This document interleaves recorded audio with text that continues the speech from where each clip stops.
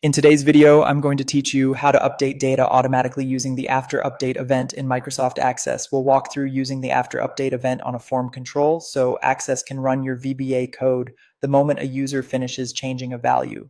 This is perfect for things like recalculating totals, setting related fields, or refreshing dependent data without requiring a button click. Start by opening Microsoft Access and the database where your form lives. Then open your form in Design View.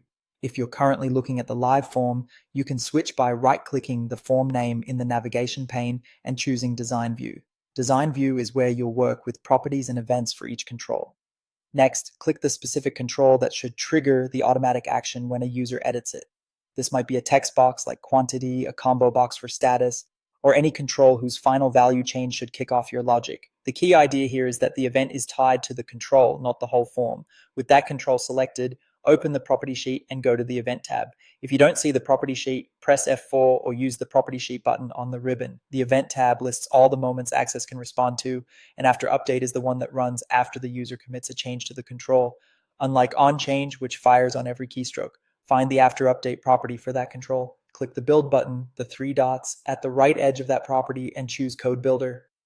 This tells Access you want to handle the event in VBA, giving you the most flexibility. Access will open the VBA editor and create a private sub named something like control name after update. Place your code inside this subroutine. For example, you might calculate a total and write it to another control on the form. Me, total NZ me quantity, 0. NZ me unit price, 0. You can also set related values. If me status ill closed, then me closed date a date or refresh dependent data, me item subform.